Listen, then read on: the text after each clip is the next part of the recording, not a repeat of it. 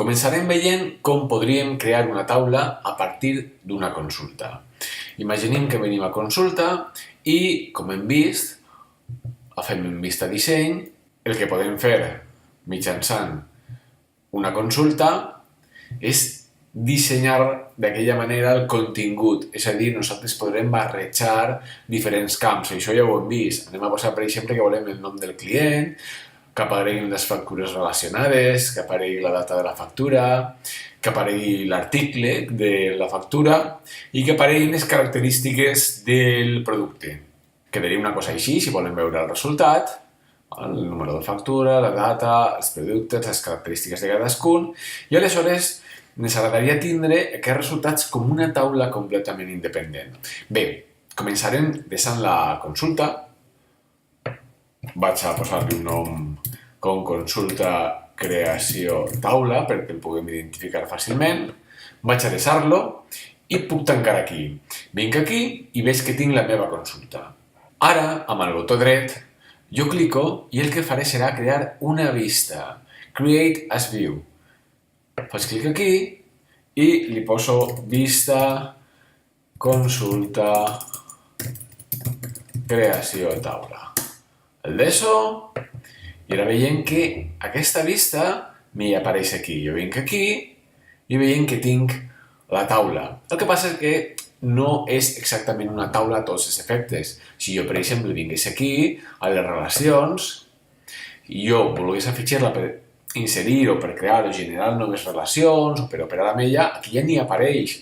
Aleshores, imaginem que jo vull una taula amb totes les seves característiques. Bé, això se pot fer i per això el que farem serà vindre a Tools i a SQL. No veurem comandaments massa complicats de SQL, senzillament perquè excedeix el contingut del nostre curs, però sí alguns molt elementals que ens ajudaran a dissenyar el tipus de comandament que necessitem.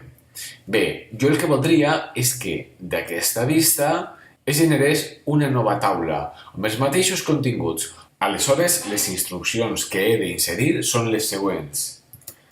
Començaré posant select. Com que vull absolutament tots els camps de la vista consulta creació taula, posaré directament un asterisc, si no, esmentaria cadascun dels camps, després veuré un exemple, si de cas. Ara posaria into i posaria el nom de la taula que vull que es generi. Vaig a posar-li un nom, se posa sempre entre cometes, i anem a dir-li a la taula, doncs, taula nova creació. I posem després from i d'on surten aquestes dades. En el nostre cas és la vista consulta creació taula. Entre cometes també, posem el nom, vista consulta creació taula i tanquem les cometes. Executem i veiem que aquí ens diu que s'ha executat correctament. Tanquem. De moment no la veiem, això passa sovint a Base, i el que hem de fer és anar a View i Refresh Tables. I aquí ja ens apareix. Venim aquí a la taula de nova creació i veiem que té tots els camps. Podríem fins i tot canviar alguna cosa del disseny. Cal tenir en compte que si entressin, per exemple, el mode d'edició a la vista, en comptes del modus d'edició d'una taula, el que ens trobem és la consulta que li ha donat origen. Si volguéssim també afegir-la a les relacions, veiem aquí que està la taula de nova creació, és una nova taula a tots els efectes com les taules que hem començat creant. Un altre exemple, imaginem que ara, en comptes de voler inserir tots els camps, volgués alguns específics. Doncs, igual que abans, vindria aquí, començaria posant select i ara som el canvi, en comptes de posar l'asterisc, posaria entre cometes els noms dels camps. Per exemple, nom client, coma, i article.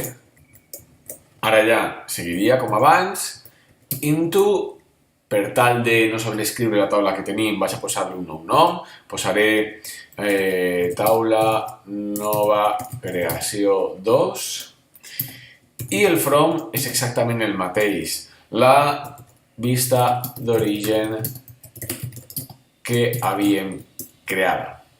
Ara ja executaríem. I veiem que aquí ja tenim la vista. Ara, diu que s'ha executat correctament, tanquem, abans veiem que de vegades hem de clicar aquí perquè es mostri i aquí ja tenim.